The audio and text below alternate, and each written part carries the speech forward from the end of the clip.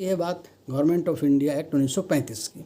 तो government of India act 1935 जो है उसमें स्वतः इस बात का प्रावधान था, जैसा कि मैं कह चुका हूँ, कि हम प्रांतीय स्तर पर विधायिकाओं की स्थापना करेंगे। वह एक कक्षीय हो सकती हैं या द्विकक्षीय हो सकती हैं, और केंद्रीय स्तर पर संसद की स्थापना करेंगे और वह द्विकक्षीय ही होगा, जिसको कि हम लोग अपर हाउस लोअर हाउस कहते हैं, राज्यसभा और लोकसभा, और वहाँ विधानसभा और विधान परिषद प्रांतीय स्तर पर। तो ये चीज़ हो गई। अब इसके साथ साथ यह भी देखा गया कि जब केंद्रीय स्तर पर तो राष्ट्रपति होगा और प्रांत के स्तर पर कौन होगा, वहाँ पर होगा गवर्नर, राज्यपाल। अब इसके बाद फिर प्रांतीय स्तर पर होगी प्रांतीय न्यायपालिका, जिसको हाई कोर्ट कहेंगे, और केंद्रीय स्तर पर होगी केंद्रीय न्यायपालिका, जिसको कि हम लोग सुप्रीम कोर्ट कहेंगे। फिर शासकीय सेवाओं के चयन के लिए लोक सेवा आयोग होगा। तो प्रांतीय स्तर पर प्रांतीय लोक सेवा आयोग होंगे और केंद्रीय स्तर पर संघीय लोक सेवा आयोग होगा। और इसी प्रकार जब कभी परिस्थितियां ऐसी होंगी जो कि विशिष्ट होंगी और जिनमें सामान्य रूप से राष्ट्र का शासन या प्रांत का शासन किया जाना संभव नहीं होगा, तो उसको हम लोग आपातकालीन परिस्थितियां कहते हैं। तो उन आपातकालीन परिस्थितियों में प्रशासन कैसे होगा, इनके लिए भी व्यवस्था की गई। तो गवर्नमेंट ऑफ इंडिया एक्ट 1935 में इन सब प्रावधानों का थोड़ा थोड़ा समावेश मिलता है। तो उन्हीं प्रावधानों को और संपुष्ट करते हुए और विस्तृत करते हुए हमने भारतीय संविधान में प्रावधानों का समावेश कर लिया। तो एक तो आधार बना हमारा गवर्नमेंट ऑफ इंडिया एक्ट 1935।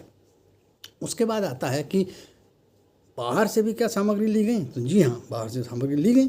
और बाहर से सामग्री का मतलब होता है जो अब ये बन रहा है 1950 में, 1945 में, 1948 से शुरू हो चुका है प्रावधान प्रोसेस इसको संविधान को बनाने का। तो जो संविधान 1948 से पहले कार्यशील थे, विद्यमान थे और वो प्रभावी भी थे और सक्षम भी थे, तो उनकी प्रभाविकता, उनकी सक्षमता को ध्यान में रखते हुए कॉन्स्टिट्यूएंट असेंबली के सदस्यों द्वारा यह सुझाया गया कि क्यों न इन संविधानों की भी परख की जाए, जांच की जाए, और इसमें जो प्रावधान ऐसे पाए जाएं जो कि भारतीय संदर्भ में उपयोगी हैं, तो उनका भी समावेश भारतीय संविधान में कर लिया जाए। तो इस चीज़ को ध्यान में रखते हुए इंग्लैंड के संविधान को लिया गया और वहाँ से संसदीय प्रारूप का जो मसौदा है वो लिया गया और सरकार से कहा गया कि सरकार जो है ये आपका इस प्रकार से होगी कि इसमें एक संसद होगा और प्रांतीय विधायिकाएँ होंगी।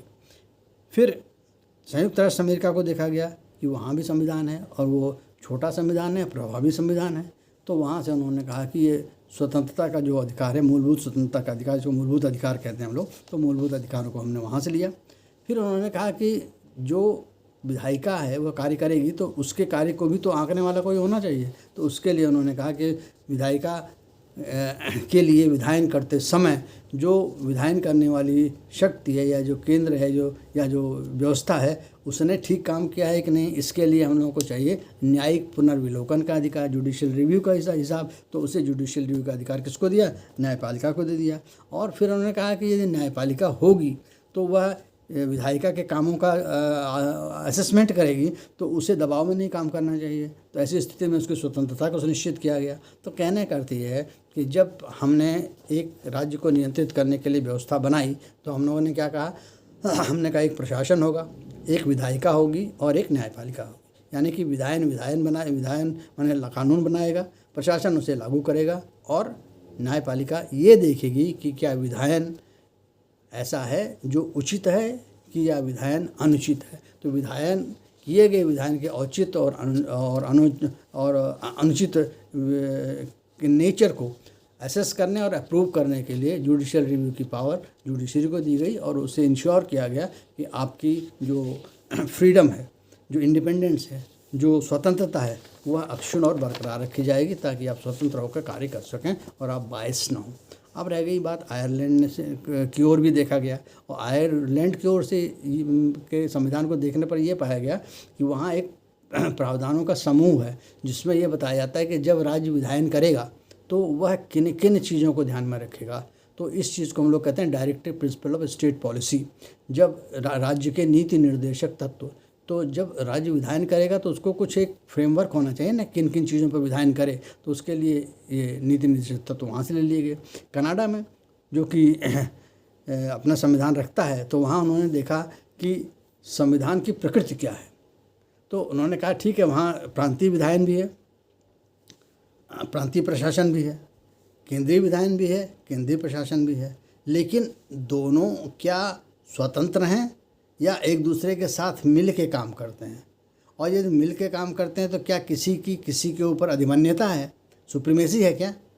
तो उन्होंने कहा नहीं, ऐसा है कि मोस्ट ऑफ द केसेस में, अधिकतर मामलों में दोनों पृथक और स्वतंत्र रूप से कार्य करते हैं, लेकिन यदि बहुत बारीकी से देखा जाए तो केंद्र की सुप्रीमेसी स्टेट पर होती है, केंद्र की सुप्रीमेसी प्रांतीय विधायिका, प्रांतीय प्रशासन पर होती है। तो ऐसी स्थिति में दोनों स्वतंत्र हैं, both entity state and centre free हैं, इंडिपेंडेंट हैं, but there is a slight supremacy of centre over the state. तो इसको हम लोग कहते हैं क्वासी फेडरलिज्म, अर्ध